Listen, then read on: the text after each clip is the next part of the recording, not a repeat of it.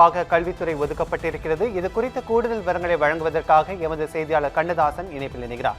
வணக்கம் கண்ணதாசன். பிரகலாத் ஜோஷிக்கு கூடுதல் பொறுப்பு வழங்கப்பட்டிருக்கிறது. இது குறித்த கூடுதல் விவரங்கள் என்ன? வணக்கம். டெல்லி ஜந்தர் மந்தரில் காக்ரோச் ஜனதா கட்சி தலைமையிலான இளைஞர் போராட்டம் தீவிரமடைந்த நிலையில் மத்திய கல்வி அமைச்சர் தர்மேந்திர பிரதான் பதவி விலகுவதாக அறிவித்திருந்தார். நீட் வினாத்தாள் கசிவிற்கு பொறுப்பேற்று பிரதான் பதவி விலக வேண்டும் என்பதே பிஜேபியின் பிரதான கோரிக்கையாக இருந்து வந்த நிலையில் அந்த பதவி விலகல் அறிவிப்பும் வெளியானது.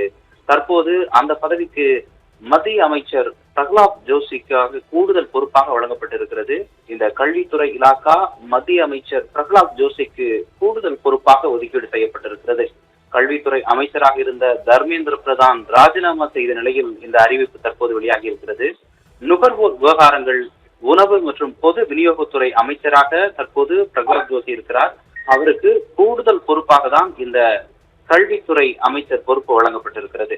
தர்மேந்திர பிரதானுடைய ராஜினாமாவை ஜனாதிபதி திரௌபதி முர்மு ஏற்றுக்கொண்ட நிலையில் இந்த அறிவிப்பானது வெளியாகி இருக்கிறது.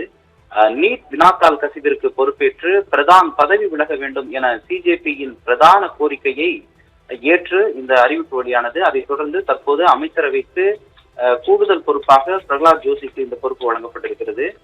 காக்ரோச் ஜனதா கட்சி நல்லெண்ணத்தின் அடிப்படையில் தங்களுடைய போராட்டத்தை வாபஸ் பெறுவதாகவும் இருதரப்பும் ஒப்புக்கொண்ட நிபந்தனைகள் ஒப்புக்கொள்ளப்பட்ட காலக்கெடுவிற்குள் முழுமையாக நடைமுறைப்படுத்தப்படும் என்ற நம்பிக்கையின் அடிப்படையில் தான் இந்த முடிவு எடுக்கப்பட்டதாக பிஜேபி தெரிவித்திருந்தது.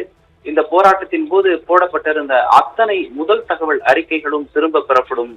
போராட்டக்காரர்கள், பிஜேபி உறுப்பினர்கள் யார் மீதும் எந்த ஒரு நடவடிக்கையும் எடுக்கப்படாது என மத்திய அரசு தெரிவித்திருந்தது. அதே போல நீட் தேர்வால் பாதிக்கப்பட்டவர்களுக்கு பொருத்தமான அதிகபட்ச இழப்பீடு வழங்கவும் அரசு ஒப்புக்கொண்டிருந்தது. தேர்வு சீர்திருத்தங்கள் குறித்து பிஜேபி சமர்ப்பித்த 5 அம்ச கோரிக்கைகளை பரிசீலிக்கவும் அரசு ஒப்புக்கொண்டிருந்தது.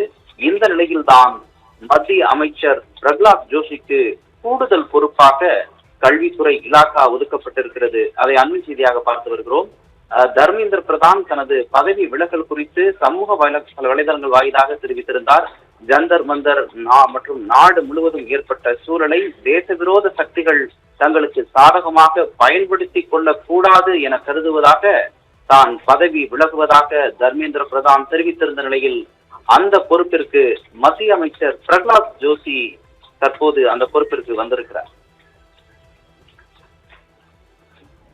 விவரங்களுக்கு நன்றி கண்ணதாசன்.